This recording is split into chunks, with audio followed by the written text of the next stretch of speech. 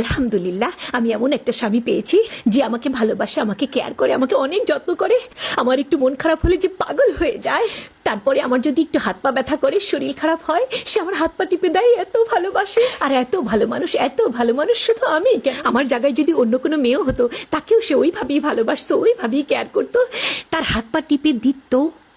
মানে আমি ছাড়া অন্য কোনো মেয়েকে বিয়ে করলে সে আমি ছাড়া কি অন্য কাউকে ভালোবাসতো? তার হাত পা টিপে দিত, তার কেয়ার করতো, তার যত্ন করতো, অন্য কাউকে ভালোবাসতো? এটা কোনো কথা? শালা পুরুষ মানুষ ভালো জিনিসই না। এটা কোনো কথা? বউ ছাড়া আরেকজনকে কেন সে ভালোবাসবে? এক্ষুনি ফোন দেবো আমি। হ্যালো হ্যালো জন। এই শোনো, তোমরা পুরুষরা আসলে ভালো না, বুঝছো? তোমাদের স্বভাব চরিত্র চেঞ্জ করো। লজ্জা করে না নিজের বউ বাদ দিয়ে আরেকজনকে তুমি ভালোবাসতে যাও? কি বলো, কি হয়েছে? চুপ করো।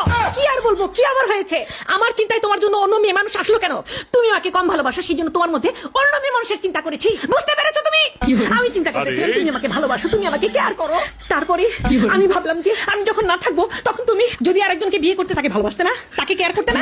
তো বউকে ভালোবাসবো না, কেয়ার করবো না? কি এত বড় কথা? পুরুষ মানুষ অন্য মেয়ে মানুষ দেখে লোল পড়ে, তাই না? আমি তো বুঝতে পারছি না। ফোন রাখো, তুমি আজকে বাড়িতে আসো। আজকে রান্না বান্না সব বন্ধ, কোনো রান্না বান্না হবে না। এত বড় কথা। ফোন রাখো। আম্মুকে কল দেই। হ্যালো আম্মু, জানো আজকে ও না। চুপ, একদম চুপ। আম্মু